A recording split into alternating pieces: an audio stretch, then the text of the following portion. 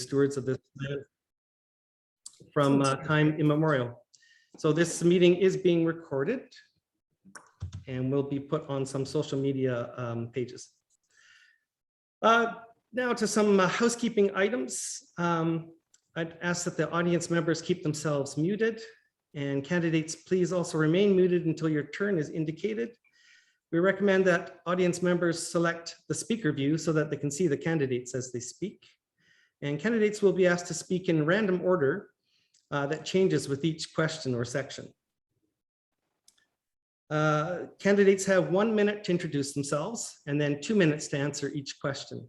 Each candidate has 2 one-minute wildcards that they can use as supplementals to any question that they choose, up to a maximum, of course, of 2 questions. We'll begin with 6 topics that were provided in advance to the candidates.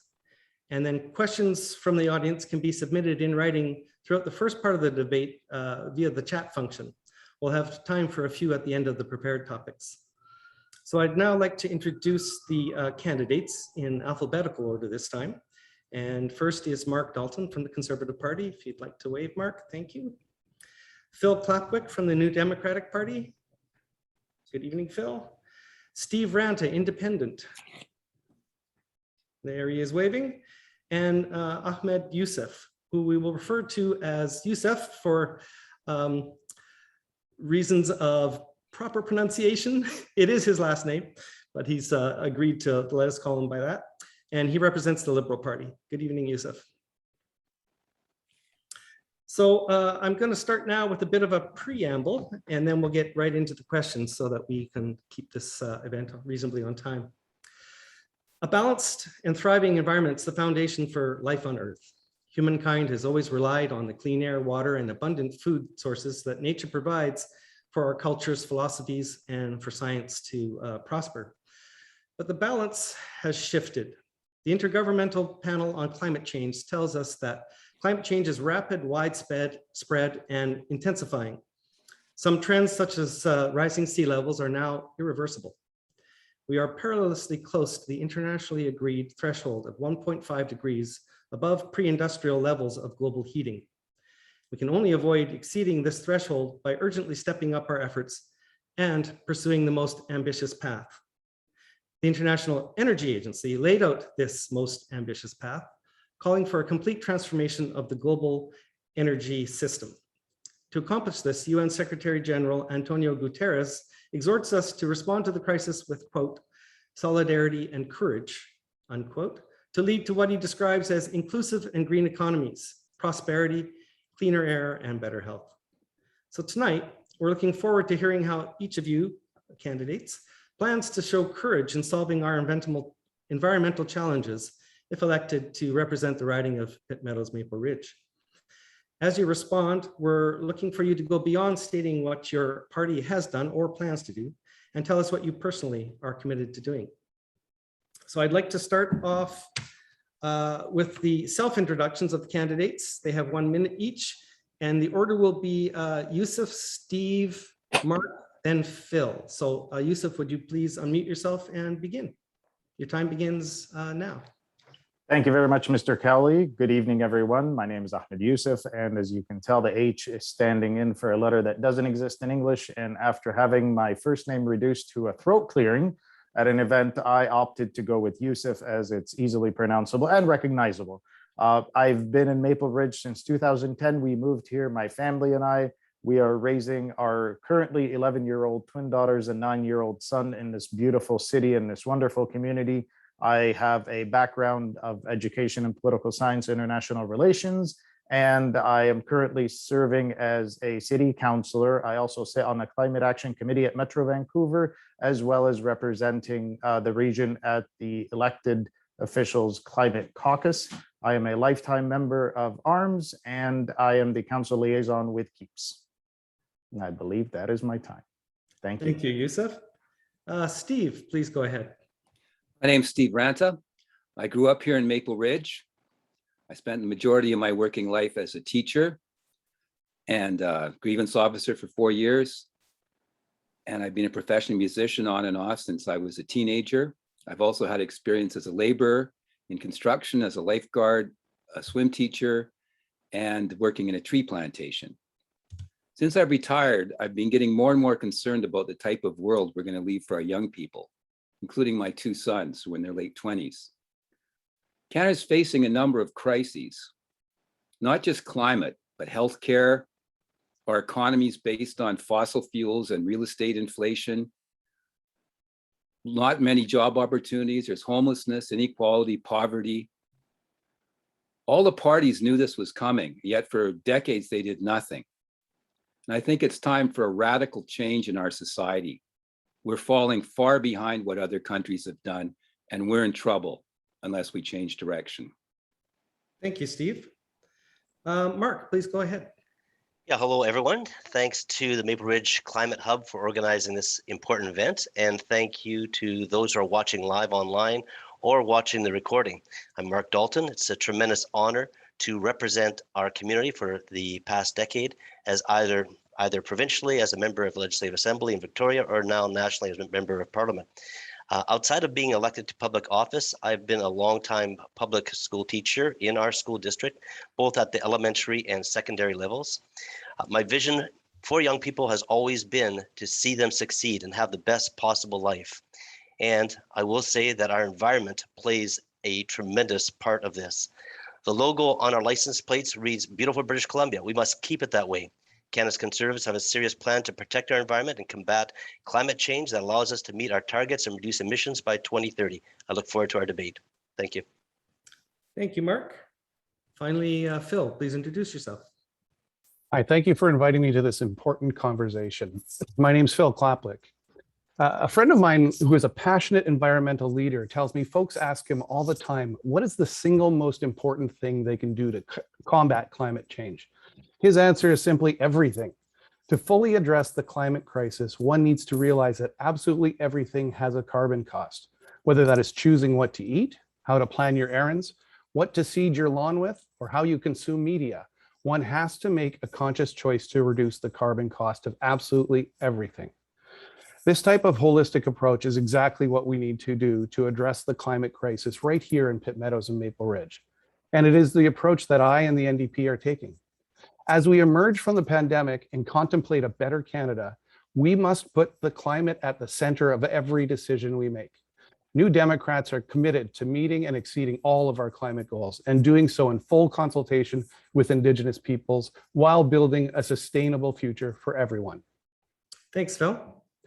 Okay, moving right along, we'll jump into the first question, which is on the topic of climate, nature, and pandemic prevention. Here's your background to it. COVID-19 has brought to light the links between the climate crisis, the human impact on nature, and the rise of global pandemics. Scientists generally agree that like SARS, Ebola, and nearly 3/4 of infectious diseases, COVID likely originated in another animal species and spread to humans in large part because of the pressure on the species brought on by land use changes and unsustainable consumption. These factors are also important contributors to climate change. We're also facing a devastating loss of biodiversity, while key species that we depend on for food, such as bees and salmon, are at grave risk. The questions that I will ask in a moment, I would like to be answered in order of Mark, Steve, Phil, and Yusuf. So the two questions connected to this topic are, what will you do to halt and reverse loss of our natural... Sorry? I'm going to repeat the question. What will you do to halt and reverse loss of our natural spaces and protect species at risk? Will you commit to meet Canada's commitment to protect at least 30% of land, fresh water, and ocean by 2030? If so, how? So we'll start with Mark, please. Great, thank you, Christian. Conservation is very important for me.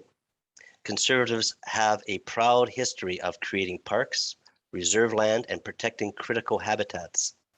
The previous Conservative government was on track to get land conservation to 17%, and we'll be increasing this to a goal of 25%.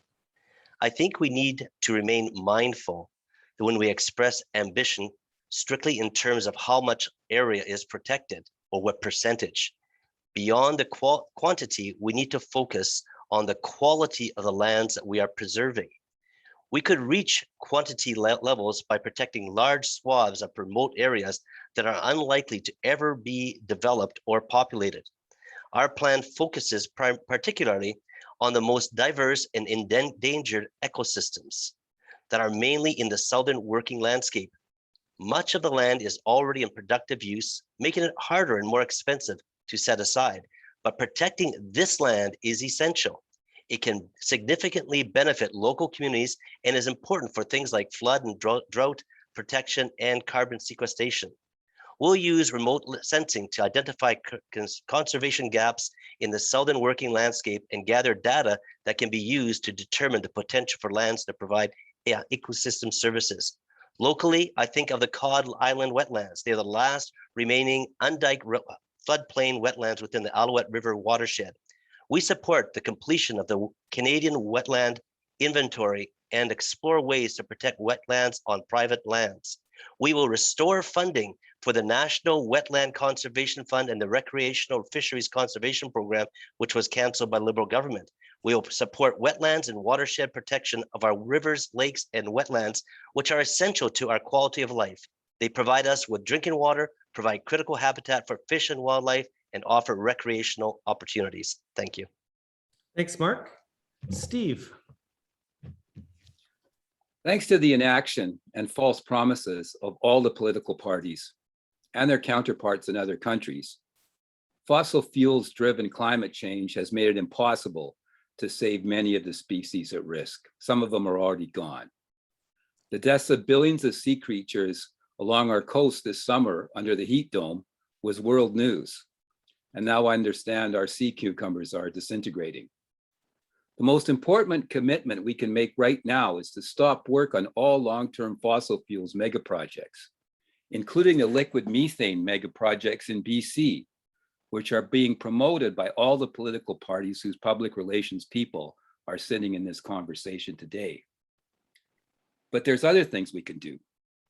Land protection projects initiated by Indigenous people have an excellent record of success, yet many good ideas are still awaiting federal funding. The federal government should greatly increase the funding of Indigenous protected conservation areas. Federal government can also create many more national parks and conservation areas, but also make sure they're properly funded for oversight and maintenance. Unfortunately, provincial jurisdiction can interfere with federal initiatives. For decades, BC was considered a leader in land conservation, but BC's former Liberal government and current NDP government have fallen far behind other provinces in conservation, particularly Quebec. We here need to put an immediate stop to logging of old growth forests, and if provinces won't do it, the federal government should step in. We need to reevaluate our forest policy to ensure that our forests survive the challenges of climate change and not just continue to talk and log. We need sanctions to be applied against mining companies and fossil fuels extractors who wantonly release toxins into air, land, and water. We should also close the Roberts Bank coal port. We need to revise our trade agreements and make sure that corporations can't sue governments when they're trying to protect the public interest and the environment. Thank you. Thank you, Steve. Phil, please go ahead. Thanks. I used to live on the Sunshine Coast and really enjoyed hiking with my dogs through all the incredible parks there. One day I was down at the beach throwing sticks when I noticed a seal pup struggling all alone in the waves. It was trying to get out to open water where I could see its mother bobbing up and down, but the waves kept crashing it back to the beach.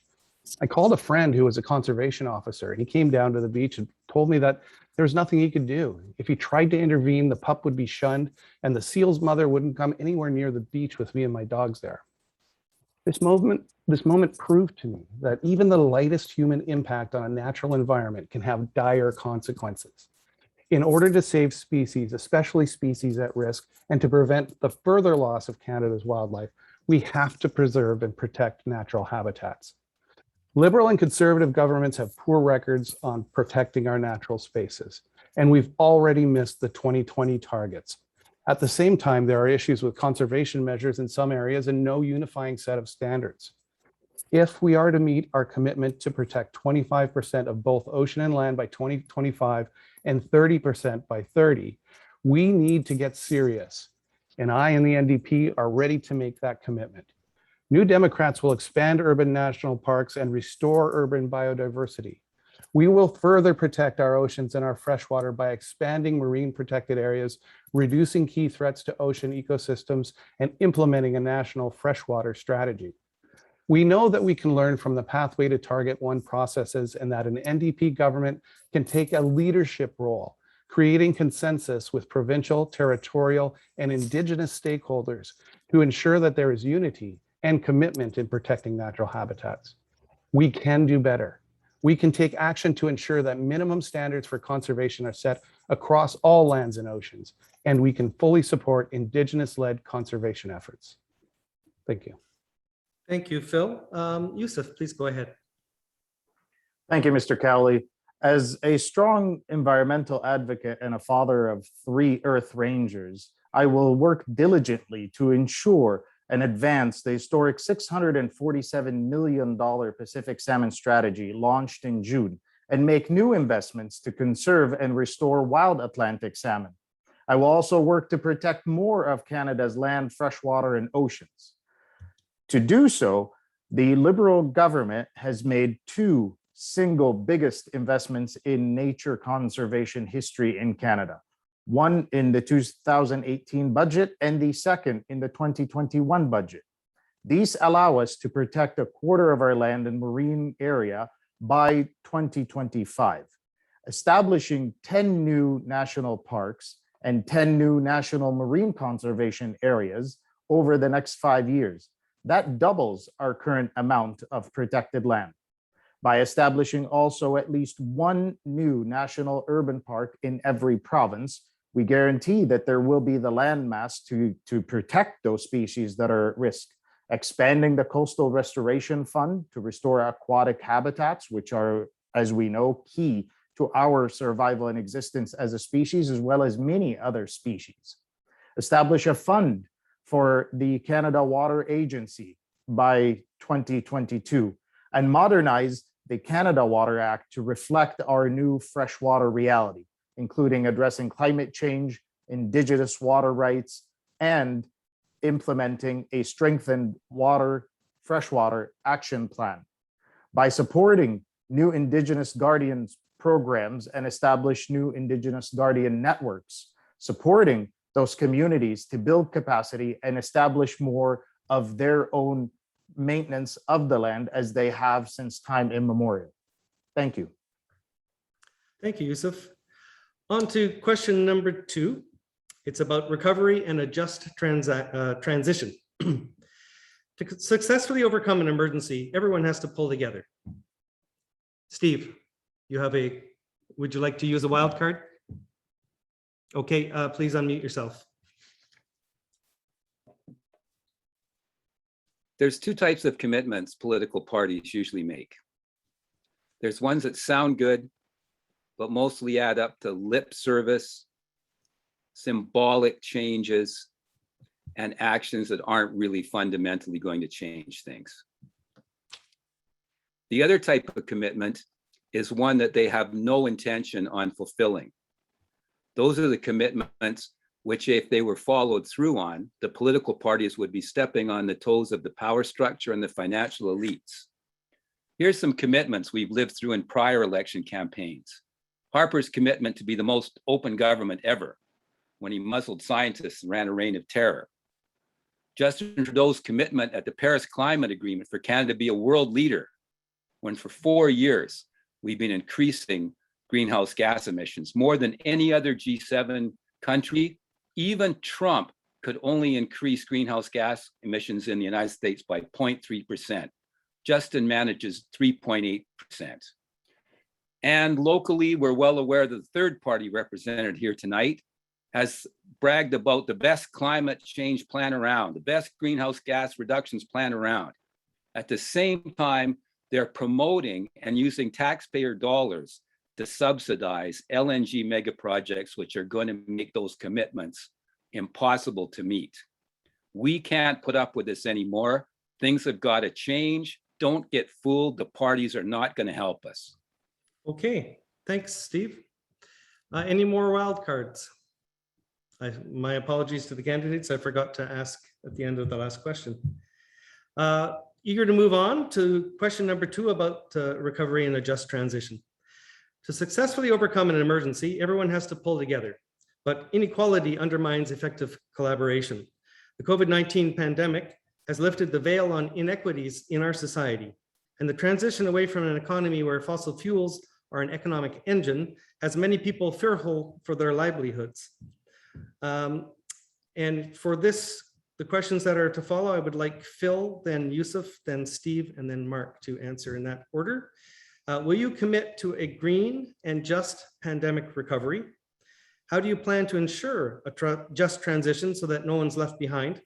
And what would you do to address how women and other marginalized groups have been disproportionately affected by both the pandemic and our environmental crises? And so please go ahead, Phil. Thanks. I think that one thing all the parties and all the candidates can agree on is that this pandemic has disproportionately impacted people from marginalized groups.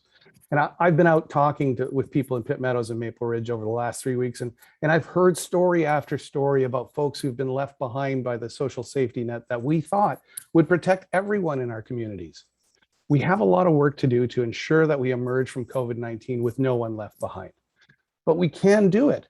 The NDP plan for a green and just recovery puts reconciliation, the climate crisis, and affordability at the center of every issue we examine. Our plan starts by asking how each decision we make will impact the environment, continue our progress towards reconciliation, and improve the economic future of everyone in our community.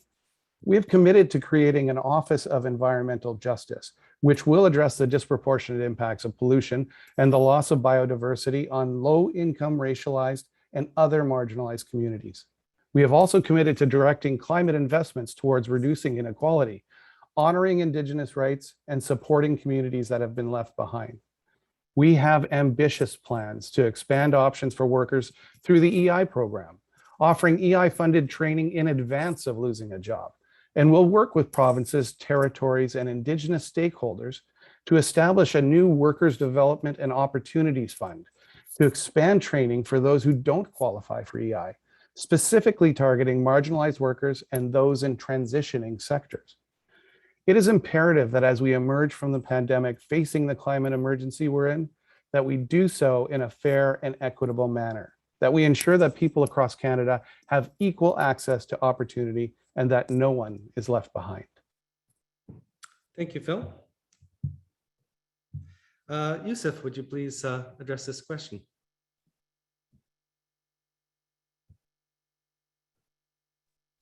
Sorry, the mute-unmute conundrum that we've all faced. Thank you very much, Mr. Cowley.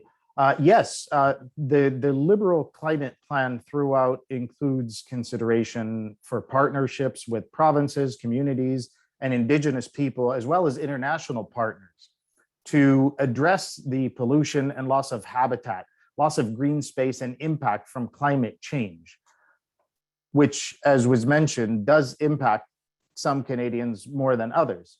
So to move forward with a just transition legislation based on feedback from workers, unions, and communities, the Liberal Party intends to launch a Clean Jobs Training Center to help industrial, skill, and trade workers across sectors to upgrade and gain new skills to be on the leading edge of our zero carbon industry. Partnerships and engagements and support are the fundamental pillars of our environmental approach. Major investments that include support for jobs, the green economy, transition of traditional sectors of the economy that could be impacted. As well, of course, protecting Canadians from harmful chemicals and advancing environmental justice. These harmful chemicals and toxins, as we have seen throughout the studies, affect a certain socioeconomic class more than others. So by strengthening the Canadian Environmental Protection Act to protect everyone from toxic substances, both produced locally and imported, we recognize the right to a healthy environment. We will also implement a freshwater action plan that includes and is not limited to the Fraser Basin right here in our own backyard. Thank you. Thank you, Yusuf. Steve, please go ahead. I was hoping that COVID would get the political parties to finally admit that they had been leading us in the wrong direction for decades. Our economy is in real trouble. The fundamental flaws have been somewhat covered up by continually increasing fossil fuel exports, which all the parties here today are promoting, and real estate speculation and housing prices, which none of the parties here are willing to deal with. Our economy is woefully behind other countries in research and development spending, in training for young people, in investment in productive businesses. Lots of it goes into speculation or overseas or into real estate. And we're no longer even possibly an advanced country. We couldn't make our own vaccines. We couldn't make our own masks for a long time. Yet none of the parties have any fundamental changes. They're not going to stop all fossil fuel developments and switch. Canada is far behind every other advanced country in transportation, and most of them in healthcare and training and education. We're dependent on a constant stream of temporary foreign workers to fulfill our own needs, while our young people, more than any other country in the OECD, are stuck in dead-end jobs. Their talents and energies being wasted. No chance of advancement, no chance of training, not even regular hours. Inequality is the worst problem. Canada has more people sitting on $10 million of personal wealth than the United States does per capita, even though our GDP is only 3/4 as much. This not only affects capitalism by concentrating wealth at the top instead of distributing it, as Thomas Piketty has said is required for economic health, it corrupts our political parties. Even the so-called left alternative won't go any distance towards reducing inequality. We need change. Okay, thanks, Steve. Mark, please speak to this topic. Yeah, the pandemic has had significant social and economic impacts all across the country, from job losses for workers and losing small local businesses, illness and death of loved ones, social isolation and mental health impacts. It's all had a heavy collective toll. Coming out of the pandemic, we must ensure that we have recovery in all sectors and in all regions. That's why our Canada's recovery plan commits to recovering 1 million jobs. Our party has a strong commitment on environmental protection through our plan to secure the environment. We want a healthier environment and economic opportunities for everyone, and our plan will make that happen. Our plan has a commitment for investments in innovative technology and industries of the future, like carbon capture, modular nuclear, blue and green hydrogen, because we believe Canadian industry and innovation has a bright future in both job creation and environmental protection.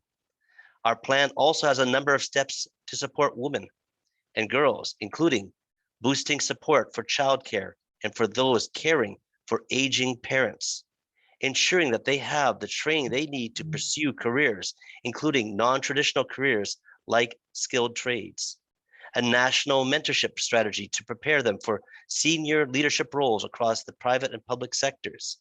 And we will support maternal and newborn health and extend paid leave for women who suffer miscarriage and stillbirth. Our vulnerable population also is included in our plan, like the doubling of the federal disability supplement, helping seniors stay in their homes and providing more personal support workers. We will make major investments in mental health supports and addiction recovery treatments, something that I have strongly advocated for in Parliament and had a motion up for debate scheduled for October until the election happened. Thank you. Thank you, Mark. Do any of the candidates wish to exercise one of the two wildcards? Seeing none, we'll move on to the next question. The topic is in the Environmental Protection Act, and it goes like this. The Canadian Environmental Protection Act is our overarching law to protect the health and environment of Canadians. The act has not been significantly amended since 1999, despite major changes in our understanding of toxic substances in our environment. A recent bill was introduced in the last Parliament, but did not make it past first reading before summer recess and now the election. The proposed updates would for the first time make it law that every person in Canada has a right to a healthy environment. This has important implications for our climate and for social equality.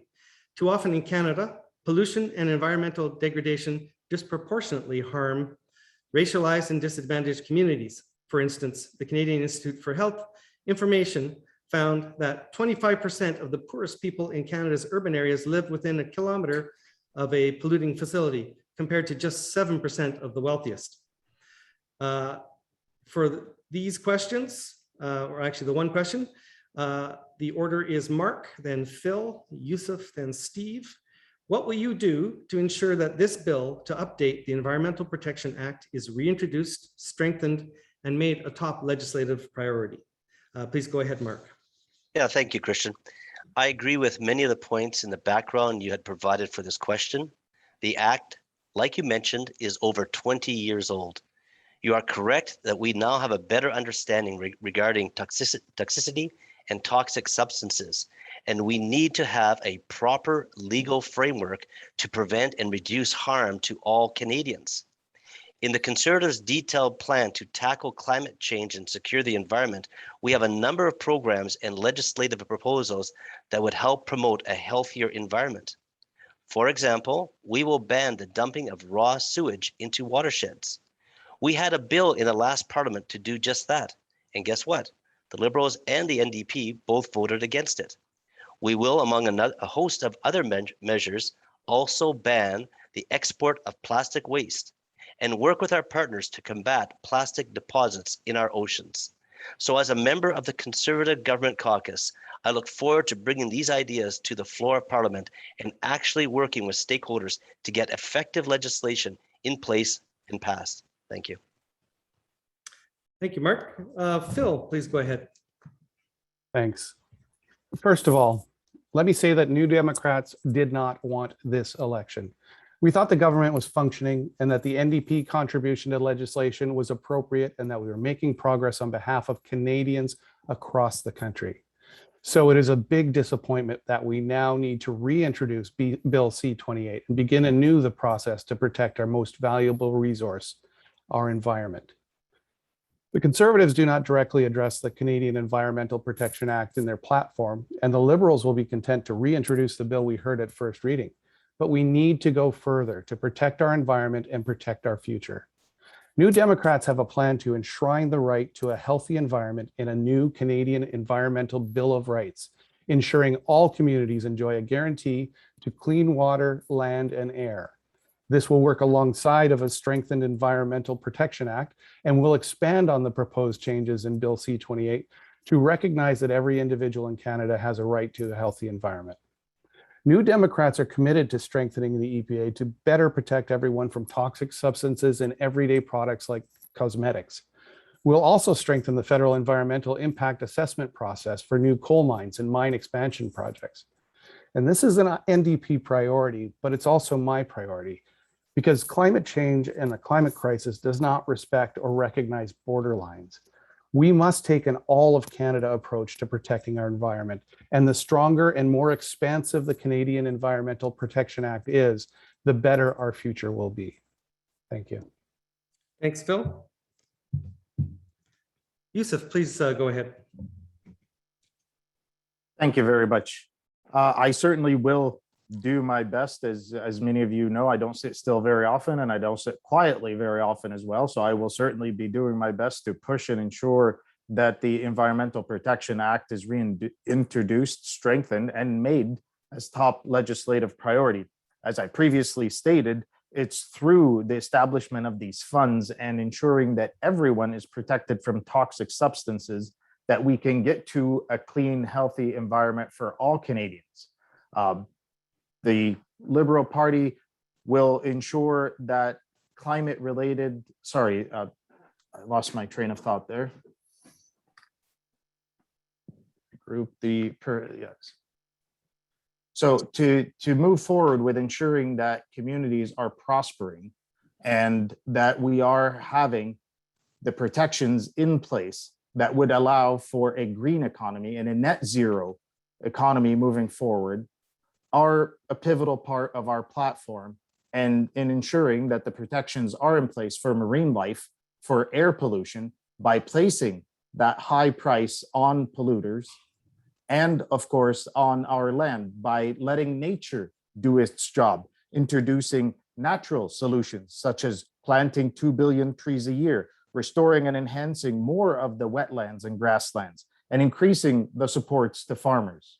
Thank you. Thank you, Yusuf. Steve, please go ahead. I agree it's important to pass the EPA as soon as possible, and especially to enshrine the principle that Canadians have the right to a healthy environment. And I hope that we stop ignoring the biggest threat to Canadians' health, and that's particulate pollution. Already in many countries in the world, people in large cities have seen average life expectancy drop by several years because of particulate pollution and smoke.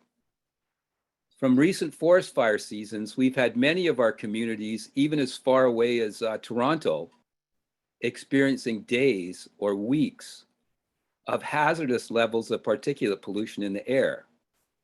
And the health warnings and advice that we hear on the radio is severely downplaying the problem. They say, oh, vulnerable people should stay indoors, or people shouldn't work so hard outdoors. Particulate pollution goes right through your house. Unless you have a HEPA filter or something better, it's there. And it affects everybody.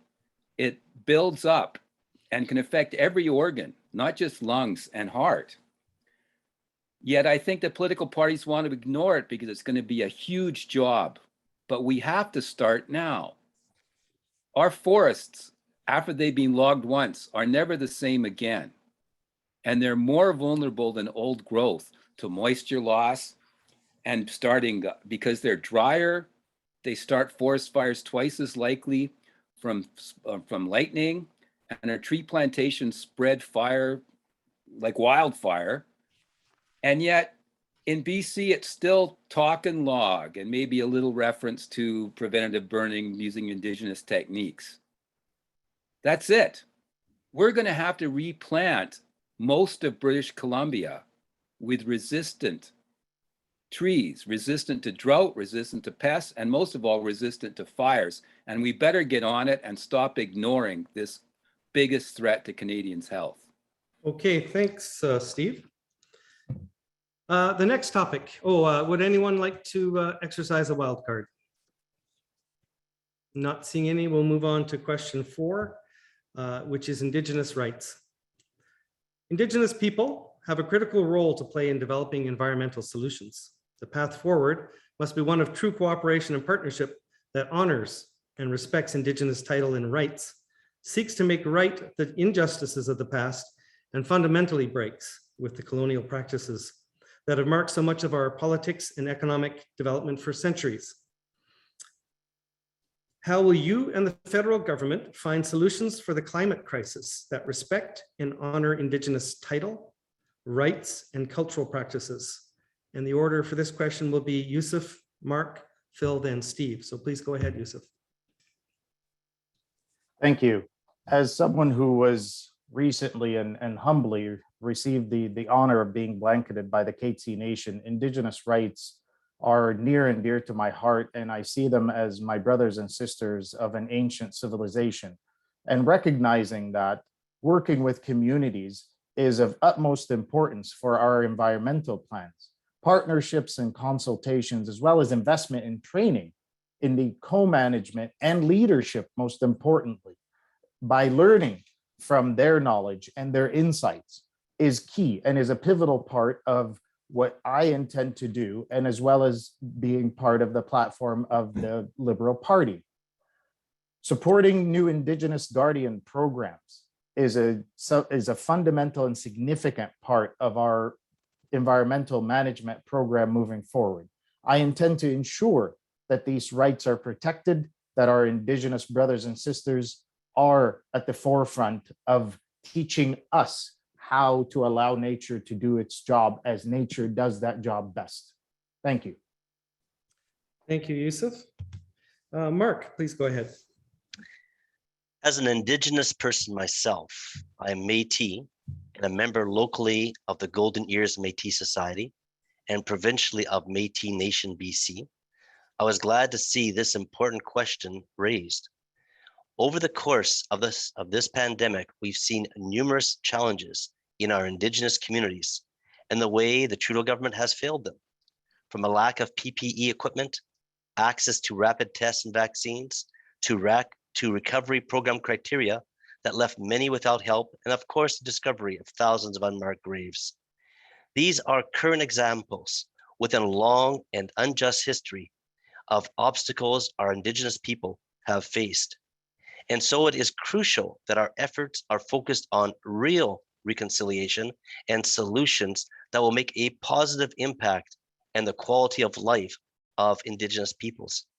Conservatives believe in building a true partnership to ensure a just and secure place for thriving, self-determining Indigenous nations within the fabric of Canada.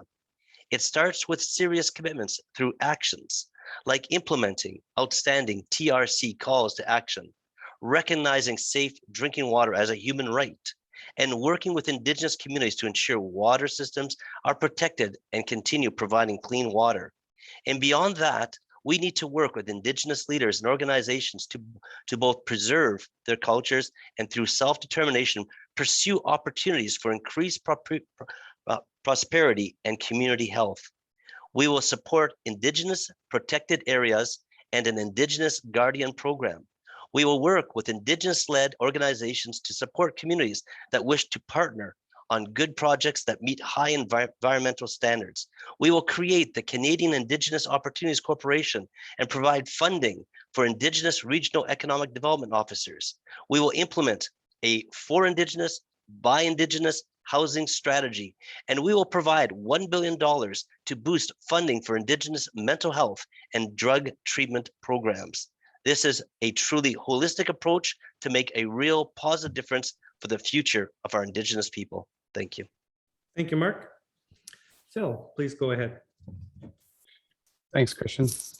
I was fortunate enough to participate in a blanket ceremony a couple years ago. For those unfamiliar, this is an event where participants stand on blankets that represent lands inhabited by Indigenous peoples. People are asked to step off the blankets, symbolizing disease, war, and extinction. And then blankets are removed or moved to other areas, showing the way land was taken and peoples relocated. This powerful recreation of the impact of colonialism on Indigenous peoples had an incredible impact on me personally and made me yearn to be a better ally. Now, after conservative and liberal governments dragged their heels, Canada finally adopted the United Nations Declaration on the Rights of Indigenous People just this past June. We now have an obligation that we search for solutions to the climate crisis. We are compelled to respect and honor Indigenous rights, titles, and cultural practices in the policies and laws we create. New Democrats have committed to building reconciliation into the heart of our climate action plan, ensuring that Indigenous peoples are full and equal partners in Canada's efforts to confront the crisis. Indigenous peoples have provided stewardship of this country since time immemorial and are best able to protect cultural and biological diversity through control over their territory. We will support the creation and expansion of Indigenous protected and conserved areas. We will ensure that Indigenous leadership have a seat at high-level decision-making tables, and we will work with Indigenous peoples to co-develop a national action plan for reconciliation, and will establish a national council for reconciliation. Further, we have committed to replacing mere consultation with a standard of free, prior, and informed consent for Indigenous communities impacted by government policies, like right here in Maple Ridge. And that includes constitutionally protected land rights, like energy project reviews. New Democrats believe that strong communities are sustainable communities, and we have a lot to learn from Indigenous communities. Thank you, Phil. Steve, please proceed. I've been playing keyboards with a First Nations songwriter, singer, and blues guitarist for more than 20 years. Last month, I played at the province-wide live streaming concert for the First Nations that were burnt out in Lytton. I think I was one of only a couple of white people that participated. I've learned a lot about First Nations culture and people. And I've learned that they're people like we are. It's time to stop treating them as if they were stereotypes and putting things on them and expectations and dehumanizing them by saying there's good Indians or whatever. They're just like us. There's lots of First Nations people who have shared their expertise and love of the land in order to help with environmental projects. There's lots that have done environmentally destroying projects as well. We're naive to think that we can have both promoting Indigenous sovereignty and expect it always to work out to be in favor of the environment or the climate. I'm very concerned about one aspect of UNDRIP, which the NDP in here has adopted. It says, section 32, Indigenous peoples have the right to determine and develop priorities and strategies for development or use of their lands or territories and other resources. Determine is a very strong word and could override any climate change-based legal challenge to a project on Indigenous land. The Niska might have economic reasons for wanting to proceed with a climate-destroying LNG mega project, and probably they see the BC NDP government doing it. Why couldn't they do it? But if they have economic needs, there's better ways to deal with it than by helping them destroy the climate for all of us. Okay, thanks, Steve. Any wildcards on this question? Not seeing any. So we'll move on to the TMX and fossil fuel subsidies topic. And here's the background to the question. The International Energy Agency reported that the most important thing we can do to avoid catastrophic climate change is to halt exploration for new fossil fuel supply and immediately stop any expansion of current production. In light of this, what's your position on the Trans Mountain pipeline extension? Will you push your party's leadership to end all government subsidies for fossil fuels? And please explain what you consider to be subsidies for fossil fuels. And the order for this one is Steve, then Mark, Phil, and Yusuf. Please go ahead, Steve. I agree with the scientists and the energy scientists and the climate scientists that all long-term fossil fuels mega projects should be stopped immediately. In BC, that means not just the Trans Mountain pipeline expansion, but also the LNG mega projects, the system of Site C, gas pipelines, and fracking, which would support them. Many critics have been noting that if our governments keep promoting and subsidizing the construction of these methane-based projects, it will have disastrous effects for decades on our efforts to reduce overall greenhouse gas emissions and negate most of the efforts the citizens of BC can make to reduce their own emissions. Now, the latest report of the scientists of the International Governmental Panel on Climate Change has heightened the urgency of stopping all new fossil fuels projects, especially involving methane, which in the short and the medium run is 88 times more destructive to the climate than carbon dioxide. And it doesn't make any economic sense for the NDP in BC to proceed with the LNG mega projects and for the federal NDP to be silent and for the Conservatives to be promoting more fossil fuels and for Justin to keep promoting more fossil fuel projects. The same International Energy Agency that was quoted in the preamble reported that the world has to halt all new fossil fuel projects and reduce the demand for coal by 90%, oil by 75%, and methane gas by 55% to meet the goal of net zero emissions by 2050. No economic sense, no climate sense for the party positions. It's obviously madness, both from the perspective of climate change and economically, for Canada to keep increasing fossil fuel production. Yet all of the federal parties running candidates in Pitt, Meadows-Maple Ridge are betraying us by not clearly coming out against building even more climate destroying fossil fuels mega projects. Okay, thanks, Steve. Mark, please proceed. Yeah, thank you. Our party believes in diversifying our energy export markets, which includes the Trans Mountain Project. Justin Trudeau has made a mess of that project, and it's now costing Canadians billions in unnecessary added expenses. That money could have been used to support new and innovative cleaner energy and lower emission solutions, like the ones that are outlined in our detailed plan to tackle climate change and secure the environment. For example, investing $1 billion in building out electric vehicle manufacturing in Canada, including investing in battery production, parts manufacturing, micro-mobility solutions, and electric trucks, investing in clean sources of electricity, and ensuring our transmission lines and grids are equipped to handle the demand of electric car charging. A further $1 billion in deploying hydrogen technology, including hydrogen vehicles, incentives for new carbon capture, utilization and storage, and direct air capture. A First 5 program that provides tax relief to the first 5 facilities that use new technology that provide meaningful emissions reductions and have a high cost to build. We will also have a strategy for a cleaner, more resilient grid that is adaptable to regional conditions and priorities, including smart grids and deploying new clean energy technologies such as nuclear, hydrogen, and renewables. We will also export clean energy solutions globally.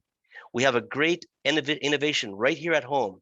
I was on the Canada-US Interparliamentary Group and talking about climate change with the US Congress people. One of the senators mentioned Shark Energy. They are based in Poco and have a system in use in Washington, D.C. right now that takes solids from wastewater and converts it into energy for heating and air conditioning. Those are the type of things that our plan calls for investments in. Thank you. Thank you, Mark. Phil, please go ahead. Thank you. We live in a strange, conflicted, and turbulent Canada. On the one hand, we have Prime Minister Trudeau committed to being a global partner to fight climate change and build a cleaner and more prosperous future for all. And on the other hand, spending $18 billion in 2020 alone supporting the oil and gas industry. These two positions cannot be reconciled. Either you believe in reducing the extraction, refining, usage, and exportation of fossil fuels, or you buy a pipeline to expand the capacity to do these things. From my perspective, our global climate goals and commitments do not align with being in the fossil fuel business. When I read the IPCC report a month ago, I couldn't sleep for a week. Every morning commuting in my Mazda, I thought to myself, I can do more. So I went and traded my gas engine for an all-electric, and I finally got a good night's sleep. And then I went and I signed the Stand.Earth pledge to do everything in my power, if elected, to cancel the Trans Mountain pipeline extension. Canadians cannot be taken seriously on the global stage when we make promises and commitments and then make decisions that directly contradict our stated positions. As a government, we have to have integrity and honesty in our choices, and we have to stand by our commitments. The path forward is clear. Public monies are best spent investing in renewable energy infrastructure rather than subsidizing oil and gas producers. New Democrats will stand by our G20 commitment and eliminate fossil fuel subsidies and redirect these investments into low carbon initiatives. We will also enact legislation to ban any future oil, gas, and pipeline subsidies. Our plan is to establish a climate emergency committee of cabinet and create a climate emergency secretariat in the Prime Minister's office to ensure that we take a whole of government approach to our response to the climate crisis. Thank you. Thank you, Phil. Yusuf, please proceed. Thank you. I agree with the gentleman who spoke before me, if that's allowed. And yes, I do agree that here in BC, our collective position is in opposition to the Trans Mountain pipeline, myself included. I would certainly ensure that the leadership and the party answers for that, as well as, of course, ensuring that subsidies to fossil fuels are cut. If we are, as was mentioned, speaking about sunsetting a particular industry, we cannot be in the same breath investing in it. That just doesn't make sense. And this is part of the reason why I'm stepping forward, to ensure that we do what we say and we say what we do. You asked about what these subsidies for fossil fuel include. Tax expenditures, grants and contributions, government loans and guarantees for favorable rates on those loans, resources sold by government at below market rates to the industry, research and development and funding for the industry, as well as government intervention, as is key with this particular pipeline project. I intend to ensure that the Liberal Party sticks to their words in cutting methane emissions by at least 75% below the 2012 levels, by eliminating all exports of thermal coal by the year 2030, and eliminating those subsidies that I mentioned earlier. We need to start looking at clean power, clean electricity that is achievable at 100% net zero by 2035. We need to invest tax credits for renewable energy and battery storage solutions. We need a pan-Canadian grid council to promote smart grids, integration of electricity sector innovation into our economy, to create those jobs, to protect our environment, and so we can walk the walk. Thank you. Thank you, Yusuf. I see that Steve has his hand up for a wild card, his second one. Please proceed, Steve. Well, I can't let this level of hypocrisy and lies to the public go by. I'm not going to name the person or the party. The people who heard this conversation can probably figure it out for themselves. But I heard one of the people here saying that they want to phase out fossil fuels. They want to end subsidies. They want to have integrity and honesty, and never mentioned the LNG mega project, which is going to make it impossible to meet the local NDP government's goals of reductions of climate. You can buy as many electric cars as you want. That will be totally negated by the releases of methane from the system that the NDP and the Liberals and the Tories are all supporting now.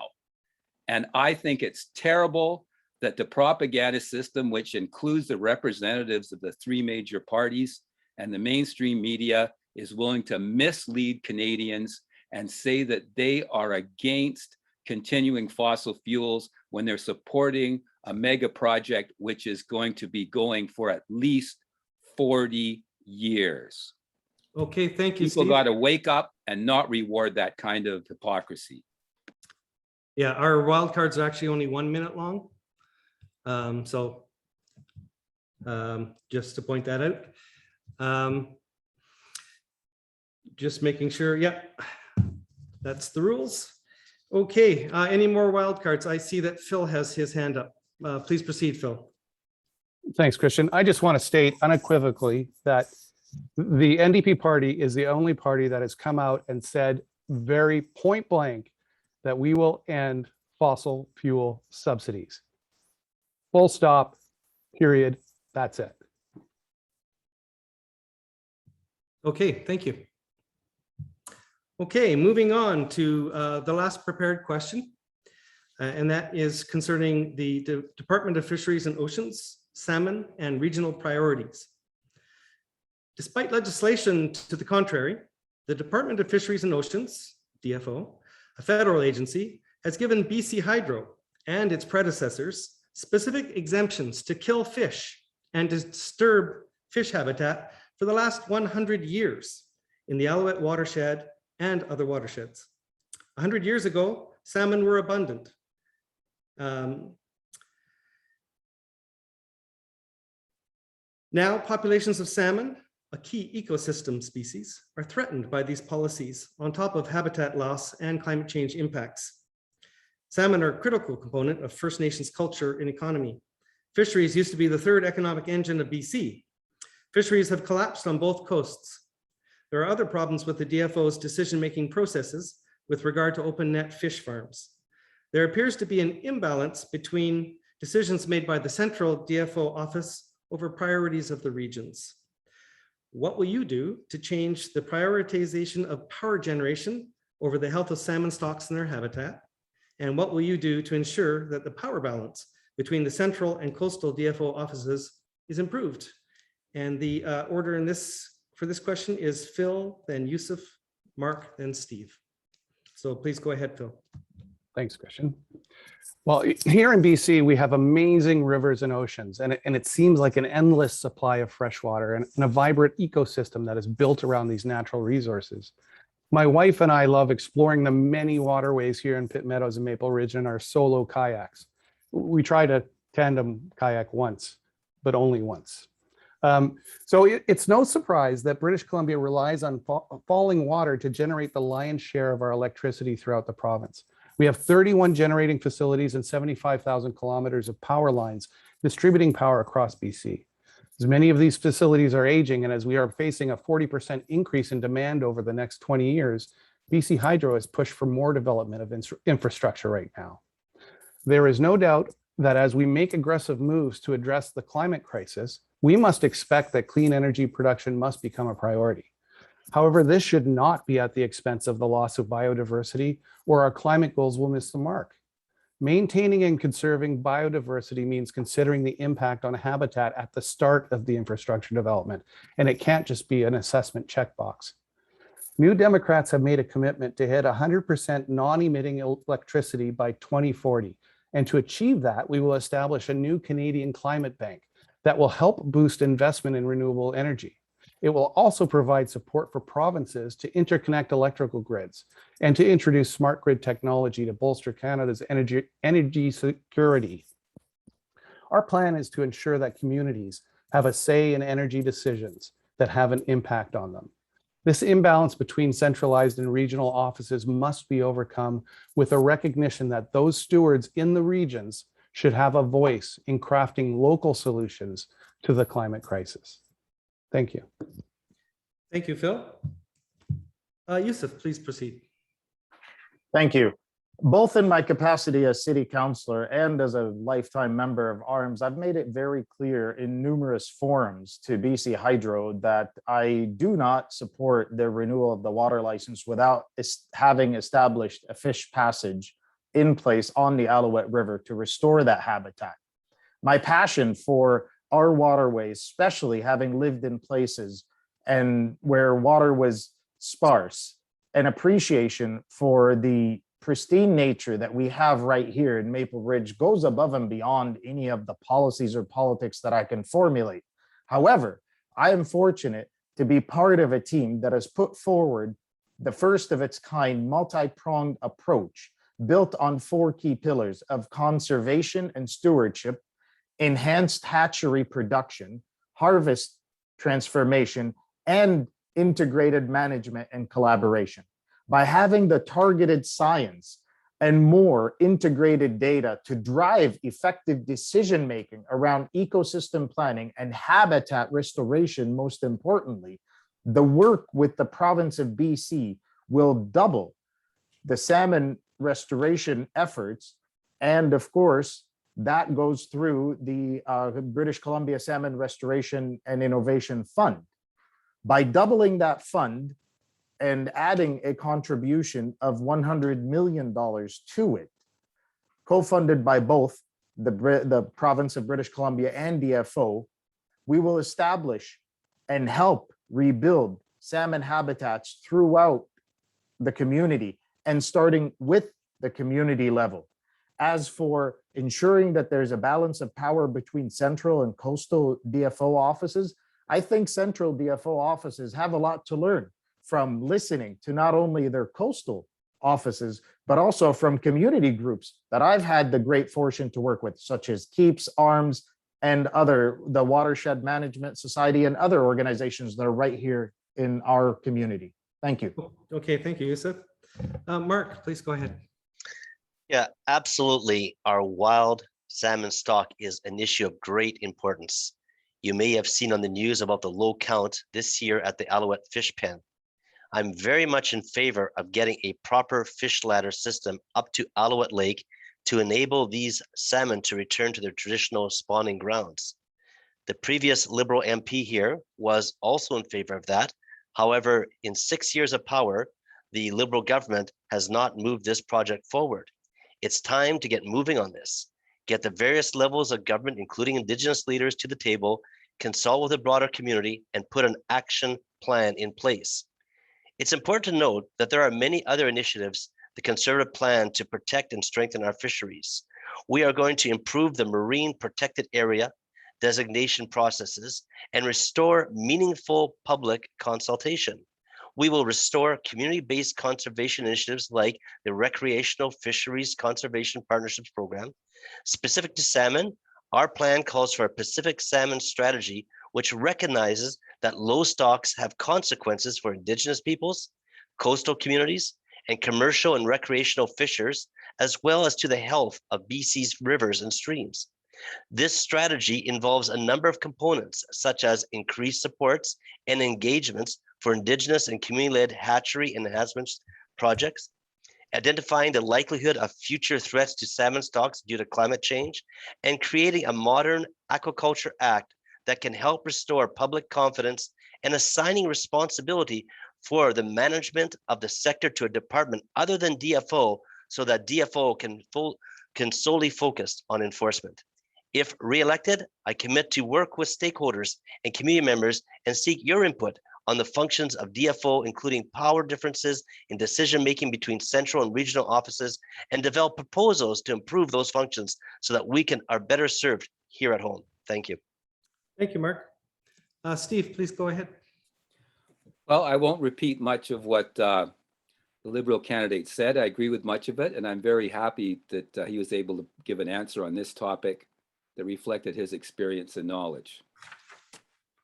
Just say that I too have been very happy to get to know and to understand the positions of many of the people and groups around Maple Ridge and Pitt Meadows that have been working on issues like the Alouette River and the fish dam. But it also shows how difficult it is for citizens to fight government. It should be easy to build a fish passage, and many good people and many organizations, Catesy, Arms, Keeps, have been trying to convince the provincial government to do it for years in a bipartisan, multi-partisan way. We've got to realize as a society that we've got to start working together. We're facing the biggest challenges probably since the Ice Age or whatever to human civilization. And we can't afford to have organizations like BC Hydro hiding information or not sharing scientific research or not having more discussions about privatizing water flows and for power or for fish habitat. And I'm hoping that governments stop being our enemies and start cooperating with us. There's a lot of citizens who know a lot of things and a lot of good-hearted citizens groups, and governments have to start listening. And I'm concerned that with our top-down political parties and our top-down government structure, it's hard to get anything positive done. Thank you, Steve. So that's the end of our prepared questions. I will give the opportunity for wildcards. Go ahead, Yusuf. Thank you, Mr. Cowley. I'd like to exercise one of my two wildcards at this point, and I'd like to address a question to Mr. Dalton. You mentioned the previous Liberal MP having done not much, if anything at all, to address this issue. I'd like to inquire from you, what have you had a chance to do on this issue in the way of fish passage or ensuring that it does come to fruition? Go ahead, Mark. Yes, thank you for the question. I have been in consultation with the shadow ministers about this specific need. Obviously, we're not in government right now, but I've had positive feedback from them to actually pursue this, and this is something I will do if re-elected. Thank you. Thank you very much, Mark. Okay, I'm going to call upon Sunny to see if she has received any questions from the audience that the candidates have not previously seen. And I will turn it over to her to ask the questions. Please go ahead, Sunny. Thanks, Christian. Yeah, we do have a bunch of really great questions. Thank you. So the first question I've got, as part of the 2015 Paris Agreement, Canada committed to a 30% reduction in its greenhouse gas emissions from all sources from 2005 levels by 2030. Like many countries around the world, Canada has not had great success in meeting targets that were previously set. What changes do you think are needed to make this system work? What do you think are effective ways to support industry and the public in making choices that reduce greenhouse gas emissions? Okay, and I have for this one, Yusuf, please start off, then Steve, Mark, and then Phil. So go ahead, Yusuf. If you need the question repeated, or there's the question parts of it, just please ask. Thank you very much for the opportunity. No, question is good. Sorry, Yusuf, I'm just going to interrupt you.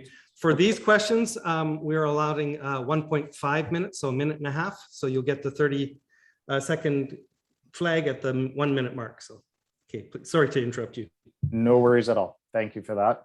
I'm glad to know that we only have a minute and a half to address these. So delivering on our strengthened climate plan from December of 2020, implementing the Net Zero Emissions Accountability Act to advance new measures to achieve the 40 to 45% reduction emissions by 2030, and of course, continuing to put a rising price on pollution, protecting Canadian jobs and competitiveness, moving forward with key trading partners on applying border carbon adjustments to imports, as well as, of course, capping and cutting emissions from the oil and gas sector, requiring oil and gas companies to reduce their methane emissions by at least 75% below 2012 levels, eliminating thermal coal exports entirely by the year 2030, and eliminating fossil fuel subsidies by 2023, with a plan to phase out public financing of the fossil fuel sector by 2050, moving towards a clean power advantage and electricity standard to achieve 100% net zero emitting electricity by 2035 by investing tax credits for renewable energy and battery storage solutions, and establishing a pan-Canadian grid council to promote smart grids integration of electricity sector innovation, and ensuring that we have a net zero accelerator investment of $8 billion to accelerate green jobs. Thank you. Okay, thank you, Yusuf. Steve, please go ahead. In order to transition away from an economy that is woefully dependent on obsolete fossil fuels and real estate speculation, we first of all got to have the political will to do so. And anybody who's listened tonight will see that the three major political parties have no political will to do major transition. But there's some helpful things we can do, but they're big, they're not small. We've got to move from being one of the worst countries at funding research and development skills training to one of the best. Because we're so dependent on an obsolete economy, we have to do more than other countries, not less. It's shameful. If we're such terrible polluters now, to have 4 years after the Paris Accords of having our greenhouse gases still increasing, and to still have all our major parties acquiesce in the development of long-term LNG projects and pipeline projects, it's not going to work. We need us to change capital. We're one of the most unequal countries in the world, worse than the United States in terms of the amount of people sitting on $10 million each. If we're going to have a wealth tax, it has to be 7%. The rich in Canada are making money at 7% a year. A 1% wealth tax means they only double their wealth in 12 years instead of 10. That's not reducing inequality. We need training and we need a vision for changing our economy. We have to do more than every other advanced country, not less. Thanks, Mark. Thanks, Steve. Sorry. Mark, please proceed. I remember as a 8-year-old back in a few years back, driving through the Lower Mainland from Alberta, where we were moving from, going to a military base up in North Vancouver Island. And as we were traveling through the Lower Mainland, I was asking my dad, what is that right there? This green cloud, all throughout, overhanging. And he said, that's smog. I'd never seen that before. And You don't notice, we certainly are still dealing with pollution, but the levels are not like what I remember experiencing years ago. Sometimes even going downtown, you could gag. And part of that has to do with innovation. Just it wasn't too long ago that we stopped doing air care. And why is that? Because of the emission standards. So the point I'm trying to say, and I think this is an important focus for us as a government, as a society, is the area of innovation. I believe that innovation can really help us with reducing emissions, carbon capture, and Canada is at the cutting edge of this right there. So Conservatives are going to be making quite a few incentives for companies to bring forward innovation that helps with climate change and pollution. Thank you. Thanks, Mark. Okay, Phil. Yeah, we all know that that internal combustion engines are a major driver of emissions and really factor into the carbon count. So, I did relate the story earlier on about reading the IPCC report and going out and purchasing an electric vehicle. The only reason I was able to afford that electric vehicle was because there's a Scrap It program in place in British Columbia. That's a voluntary program from the Dealership Association, I understand. And they take your car off the road and give you money to defray the cost of the electric vehicle you're getting. That's the kind of thing we need to take to the national level and put that across the board so that everybody can actually afford to get into electric vehicles. We talk a lot about things like carbon capture and all these other emission reduction plans that are large and far-ranging, but it starts with personal action. And to do that, we have to inspire people to actually understand that they can be the change. They can model the change. And our plan is to actually have the government model the change. We'll, swap out our entire fleet, for example, and retrofit all of our buildings across Canada so that they're eco-friendly. It's that sort of thing where we actually have to lead the change. Okay, thanks. Sunny, you have another question for us. I do. Thanks, Christian. This year, communities across BC have experienced severe heat and drought conditions that have left fish cooking in streams or stranded due to low water. Catesy Slough was overflown with sewage waste, and the north arm of the Alouette River was filled with silt sediment just this past week. What actions do you see being needed to protect local waterways? And if you haven't already spoken to it, do you support immediate action to create a fishway on the Alouette Dam, given that our sockeye and other salmon species have not had unimpeded access to the upper watershed in over 90 years? Okay, so for the speaking order for this one is Steve, then Phil, then Yusuf, then Mark. So please go ahead, Steve. I wish the federal government had more leverage right now, but I'm concerned that, at least in Maple Ridge, we have a pro-development council which is willing to put at risk the Alouette River just so a developer who donated a couple of $1,000s along with his wife to some of the councilors could make a big profit. That's disgusting. We've also got a municipality which is more dependent on cars than any other municipality in Metro, and we're doing very little about it. The change has to come at all levels of government. I agree that people, with one of the previous speakers, that the change can come from people, but all levels of government have to get together and have a common strategy to deal with waterways, pollution, fisheries, conflicts with power generation. If we don't do that, we're not going to be able to make progress.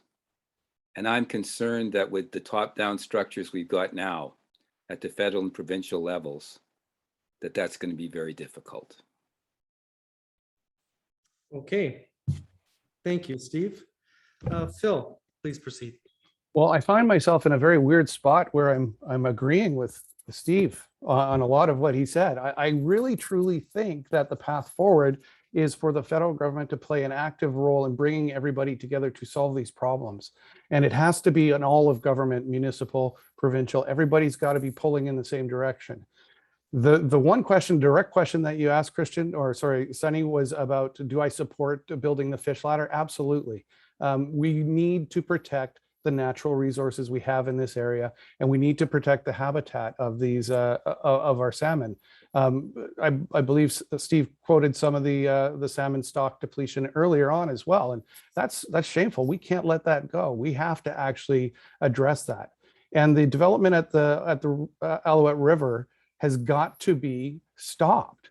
We have got to actually have consultation with the Katesy and actually move forward on that, so that we can actually impact and make sure that they are heard, that we actually protect our riverways.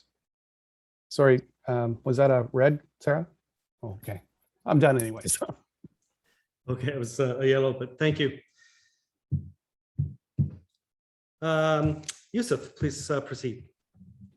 Thank you. And I do wholeheartedly agree with both Mr. Renta and Mr. Clapwick. Yes, Mr. Renta, you're absolutely correct. I happen to be one of 3 councillors who voted against that particular development on the Alouette and continue to advocate for the preservation of that river, as well as the establishment of the fish passage. And I'm very delighted to hear that Mr. Clapwick was able to take advantage of some of the federal funding made available by the Liberal government to purchase his electric vehicle.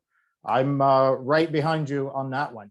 As for how to proceed now, we will work with the province of BC, as I mentioned, to double the British Columbia Salmon Restoration and Innovation Fund with an additional federal contribution of $100 million. We will deepen our understanding of salmon ecosystems and the rivers and estuaries in which they migrate, their paths of migration and interactions, through increased salmon and ecosystem status reporting, in order to strengthen our decision-making and have it based on viable scientific data. Investments that will support a cross-disciplinary team that will produce integrated salmon ecosystems data, research, and analysis to support programs moving forward. Further, integrating salmon ecosystem and climate data to identify drivers of salmon survival and assist and assess their vulnerability to climate change and warming waters, as we've seen. Lastly, Mr. Dalton, I'd like to ask you, sorry. I'm going to cut you off there. Sorry, Yusuf. Your time's up, and it is Mr. Dalton's turn. Go ahead, Mark. Yeah, thank you. Certainly, as I've mentioned, support the fishway on the Alouette Dam. This is a partnership that is will be necessary between the provincial governments and probably BC Hydro also and the federal government, but we need to see this go forward. I've talked about raw sewage. I mean, I'm just a little bit surprised that the current government has continued to approve the dumping of raw sewage, whether it be in Montreal or other places. We had a problem also in Coquitlam recently. And so we as the Conservatives are banning the dumping of raw sewage.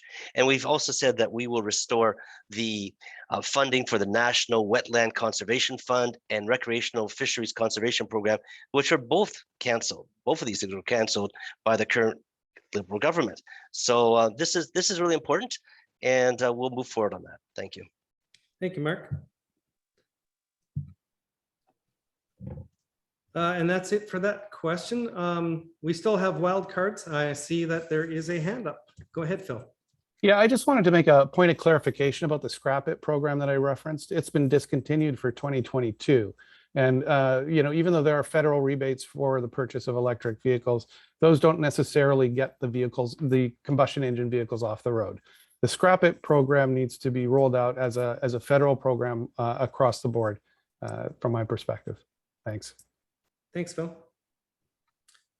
Okay, seeing no further hands, I will move on to question 3 from Sunny.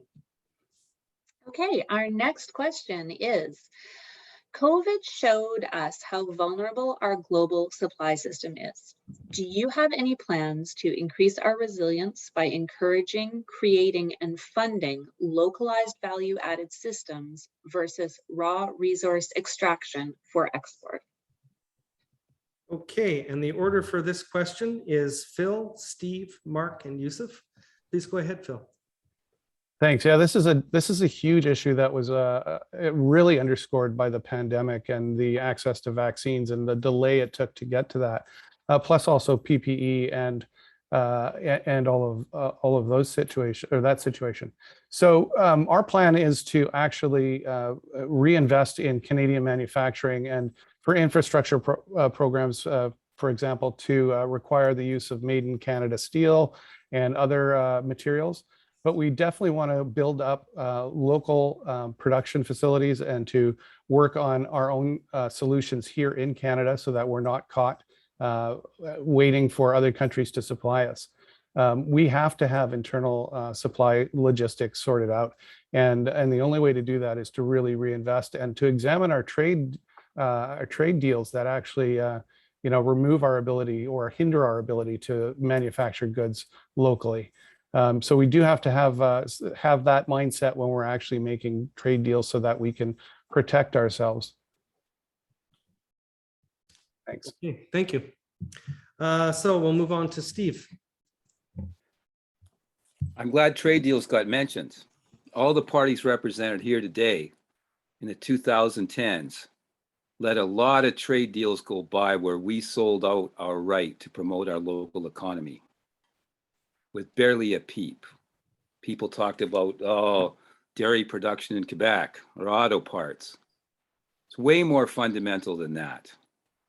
Now, I was extremely disappointed when the Liberals were elected that we had a town hall in Hammond and the person who was promoting, or wasn't supposed to be promoting, he was supposed to be leading a discussion. The person that was leading the discussion in Hammond was a person who became the Justice Minister who was an international corporate intellectual property rights lawyer. The system has got to change. I agree that trade agreements have got to go, but I'm extremely disappointed that it took until now for parties to start mentioning those aspects. Second, I think we've got to do a way better job of training young people in skills training. We're way behind most of the rest of the world.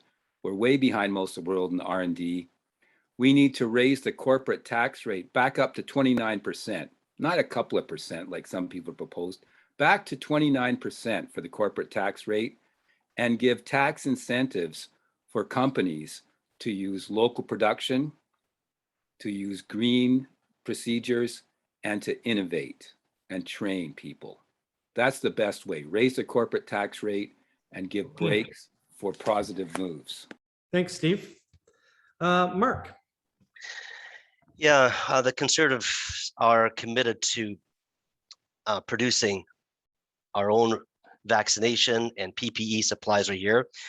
It's very unfortunate that when this began, that the Liberals were looking into, well, they were negotiating with China, with CanSino, to develop vaccination, overlooking companies, local companies that we had here, and then that fell through. They made contracts. We fell several months behind, and people may have forgotten, but what happened was that they said, well, okay, we're going to have to extend the amount of time between doses. You can use different types of doses, not used anywhere else. So it was really a fiasco.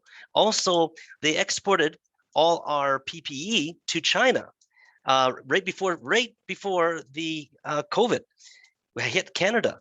And then what happened? China sold it inferior quality to Canada.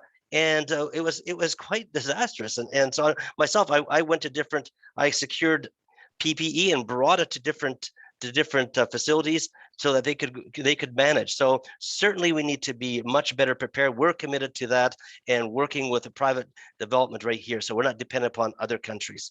Thank you. Thanks, Mark. Yusuf, please proceed.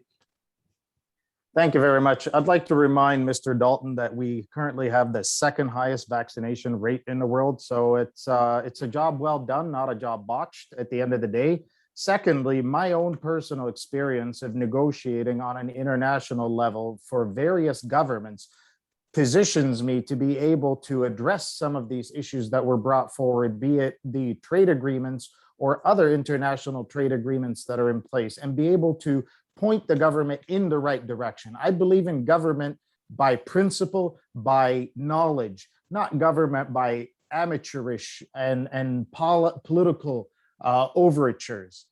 Having said that, the Liberal Party has a plan to develop an investment tax credit of up to 30% for a wide range of clean technologies based right here in Canada, capitalizing on the innovation of many of our local companies and innovators, building on an existing advisory service to support emerging clean technology firms, provide support and incentives for domestic procurement of Canadian clean technology. So we're not only going to buy Canadian and invest our funds Canadian in Canada, but rather we're going to do it in a clean, green economy. We're going to triple the funding for clean tech on farms that happen to be some of the higher methane producers out there. We're going to grow the market for made in Canada low carbon products and introduce a new buy clean strategy. Thank you. Okay, thanks, Yusuf. Okay, Sunny, next question. Our next question. Salmon farms spread harmful viruses and parasites to young wild salmon, and British Columbians want them gone.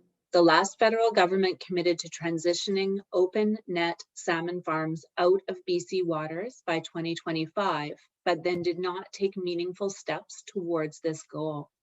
What is your plan and timeline to remove open net salmon farms from BC waters to protect wild salmon stocks? Thank you. And Yusuf gets to start, followed by Phil, Mark, and Steve. Thank you. If it was up to me, I'd pull the lever and have those open net farms gone yesterday, not tomorrow.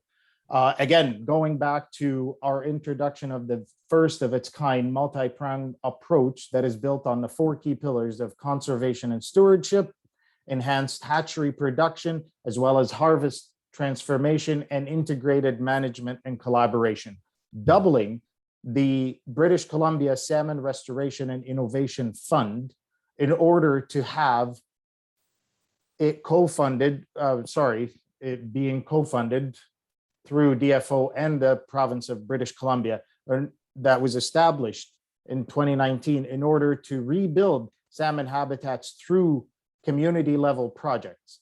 And of course, further integrate salmon ecosystems and climate data to identify the drivers of salmon survival and assess their vulnerability to climate change. We want to create a new restoration center of expertise, as well as an arm's length advisory body that is not politically influenced, that would be driven by the science to collaborate on and support the work of our partners, which will help then to ensure that stewardship, rebuilding of habitat, and restoration projects are integrated in the most effective manner. Thank you. Thank you, Yusuf. Phil, please proceed. Yeah, so this is a huge issue that it impacts so many people, so many fish habitats and the salmon themselves. We really need to take action here, and the NDP is committing to actually working with the province of BC and Indigenous First Nations to support the transition to land-based containment systems. We have to protect our wild salmon, and we have to actually invest in the habitat restoration and rebuild our fish stocks. It's so important to the ecosystem of British Columbia, and we all know that, and we all, I'm sure here, can agree on that. The path forward is not all that simple, obviously, because the government hasn't done it yet, but we need to press on this issue, and we need to actually move forward. And I, would toss the question back to the Liberals that were in power. Why haven't you? Why haven't the Conservatives fixed this situation? We really need to take action now. Okay, thanks, Phil. Mark, please proceed. Yeah, we will create a modern aquaculture act that helps to restore public confidence and help deal with the different problems that have happened with the fish farms. It certainly is important for our fishers.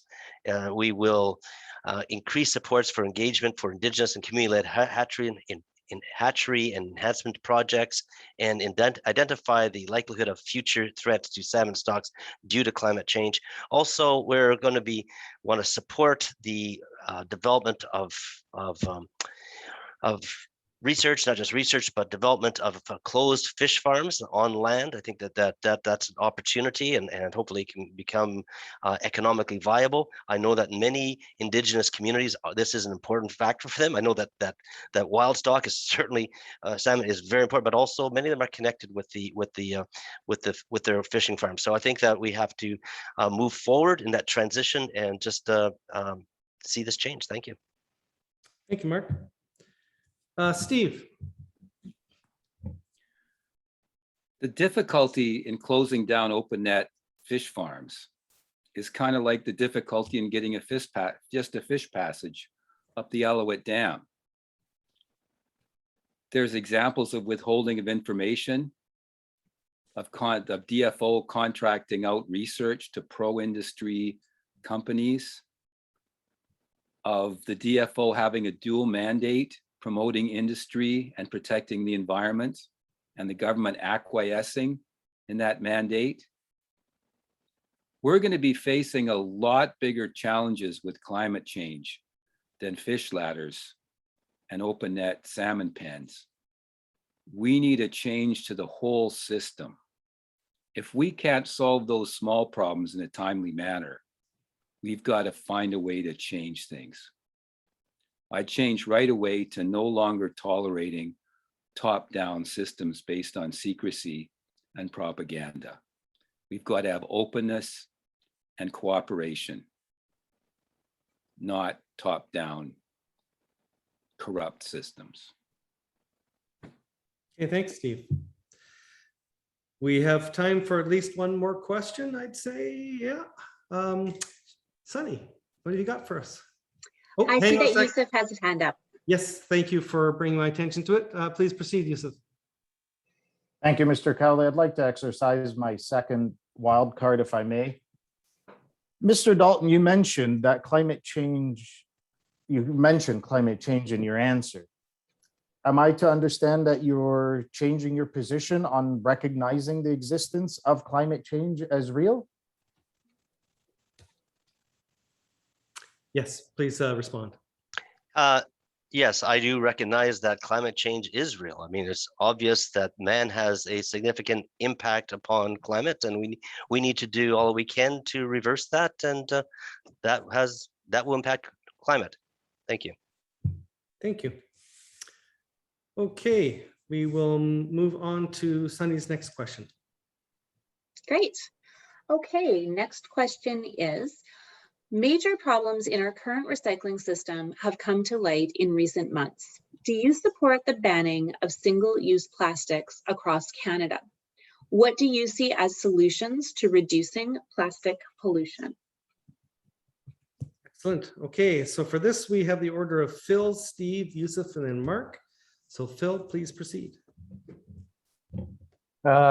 First of all, yes, I support the ban of single-use plastics, and the NDP does as well. We all know, and we've seen the images of the plastics in our oceans and the dissections of fish to find all the plastics in their intestines, and as well as other mammals, marine mammals that are impacted by plastic pollution. You know, there's a certain tension that comes along when you're walking the streets of Los Angeles with a pop can in your hand, for example, and there's absolutely nowhere to put that pop can because they just have garbage, and that's it. So that tension that I experience is something that, you know, in the future, when they actually have systems in place to actually recycle and convert that and capture the recyclables. You know, that's what we need to do with plastic as well. We need to build all of those tensions, internal tensions, so people that are facing the option to try and use plastic, that they feel that they're conflicted with it. You know, when my kids approach the cleaning up the dinner or whatever, you know, they look at the stuff and they put stuff in the proper spot, and that didn't come just naturally. We have to teach people that they need to actually participate in active recycling. And there are problems with the recycle chain, and we can't export our plastics. So we, as the NDP, would put a ban on exporting plastic trash. Okay, thanks, Phil. Steve. I remember, and I was very proud of Maple Ridge being a leader in recycling, starting decades ago. But now that more people are in on recycling, it's becoming obvious there's a glut of materials. And it seems more and more that the promotion of recycling is part of a propaganda system promoting consumption.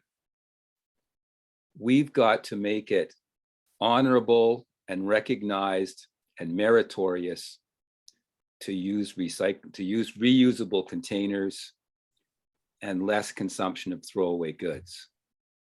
It's hard because corporations want to advertise consumption and easy throwaways, but we've got to use legislation to limit advertising of harmful practices.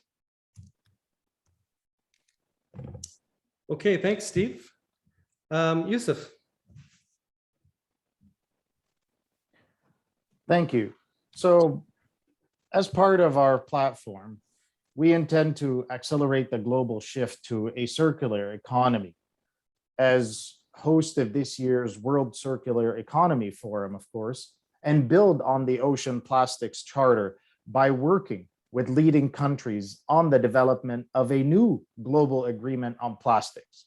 We plan on requiring all plastic packaging in Canada to contain at least 50% recycled content by 2030 and accelerate the implementation of our zero plastic waste action.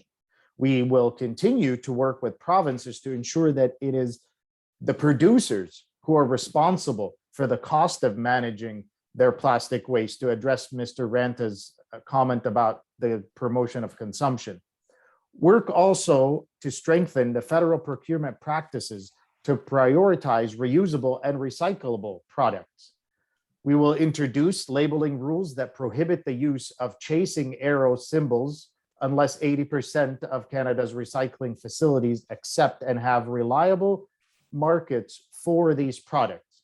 We will support provincial producers responsible for be responsible for establishing a federal public registry and require producers to annually report the amounts and types of plastics they are producing. Thank you. Thank you, Yusuf. Mark. Yes, I want to begin by thanking the NDP for voting with us on Bill C-204, which was to ban exporting the final disposal of plastics to places that do not recycle.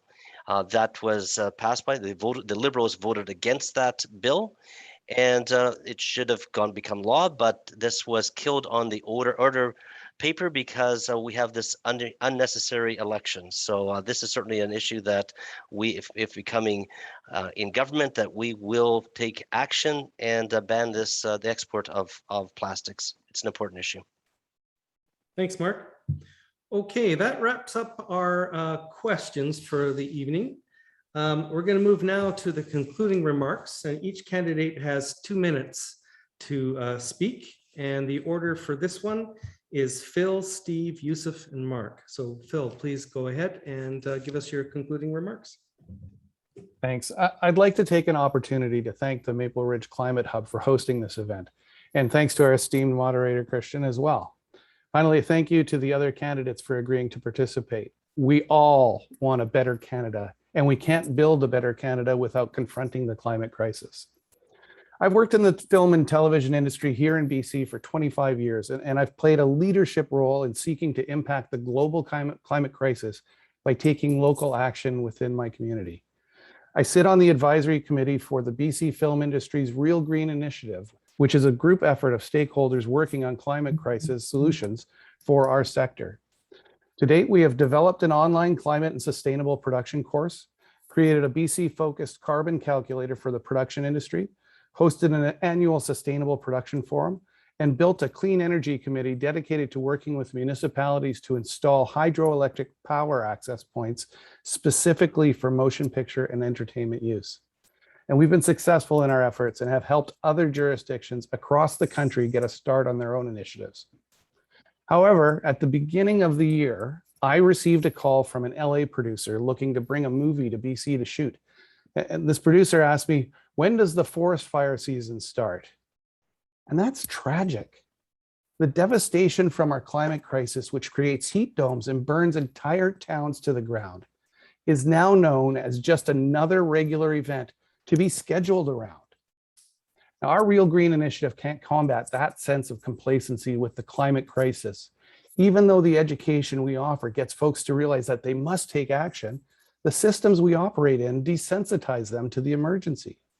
And that's why the Canadian government needs to take a leadership role and confront the crisis in every facet of every policy and piece of legislation it creates. And we must fully fund our efforts to fight this crisis and ensure that Canadians do not become complacent. We can do better. Thanks. Thank you, Phil. Steve, your concluding remarks.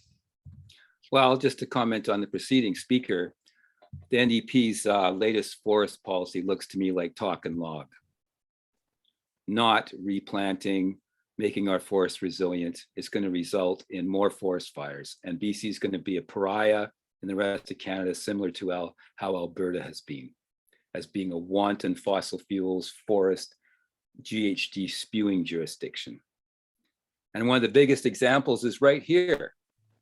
None of the people here are willing to come out and say they're going to stop the LNG mega projects in BC. The rest of it is just fiddling around the edges. It shows that our political system has been captured.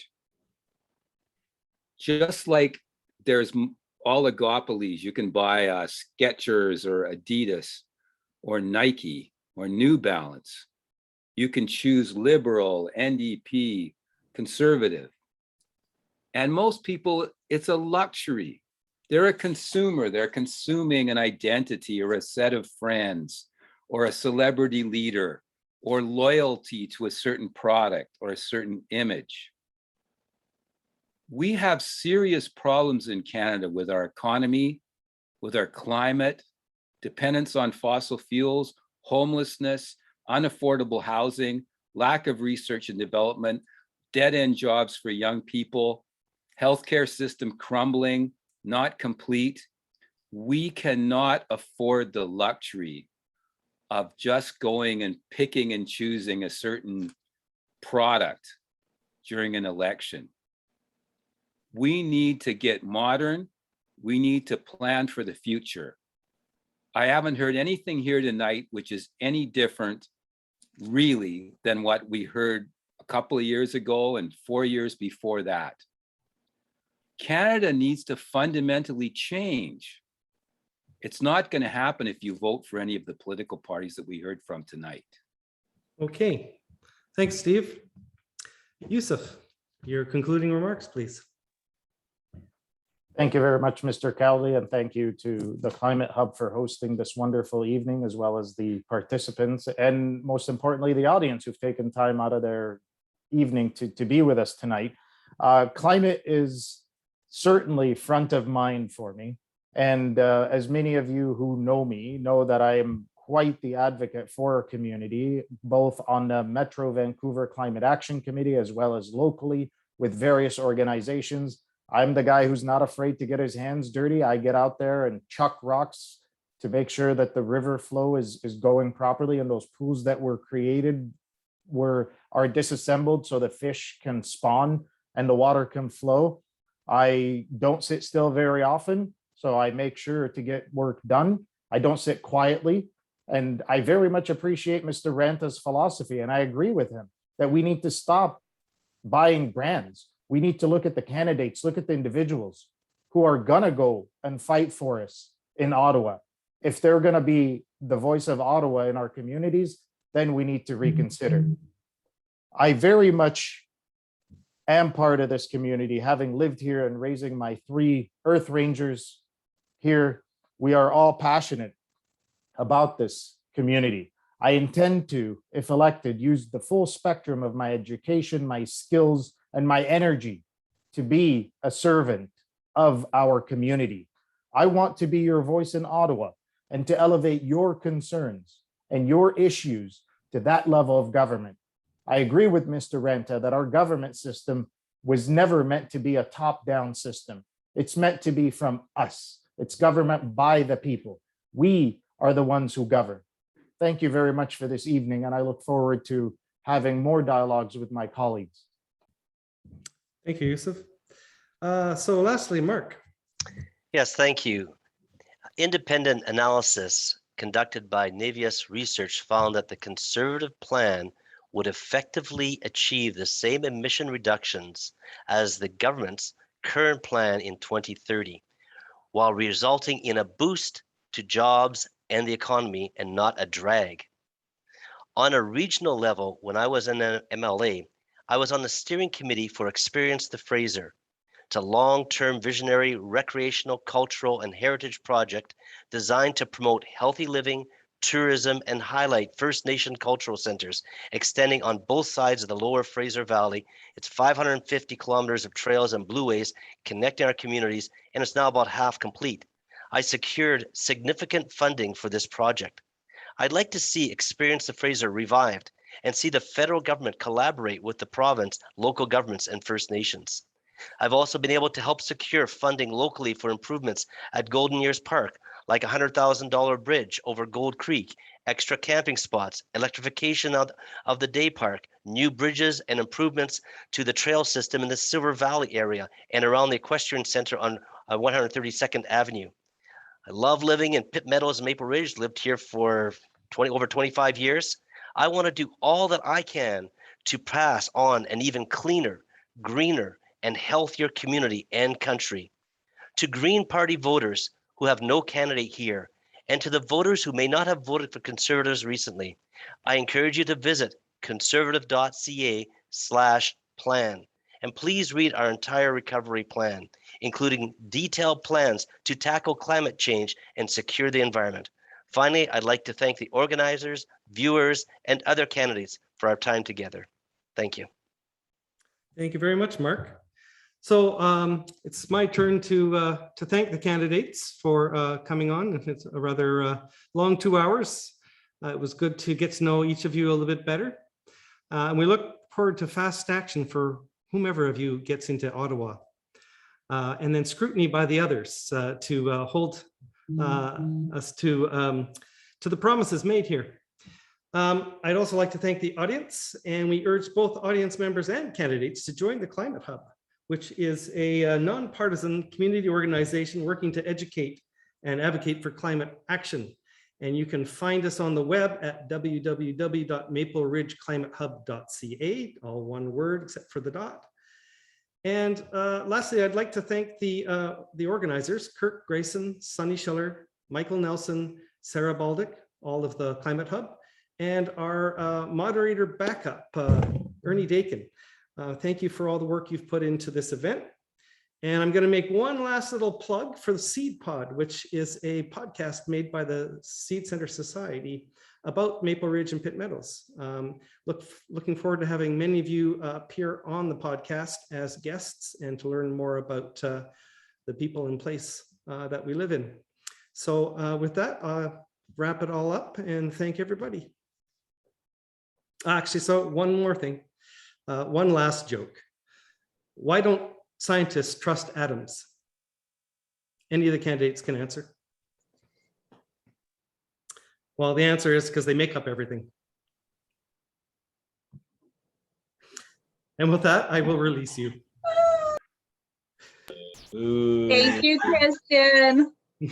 Thank you. Thank you. Great work, everybody. Thank you. Have a good night. Thanks, Christian and everybody. Thank you. Thanks so much. Thanks. Thank you. Awesome job. That was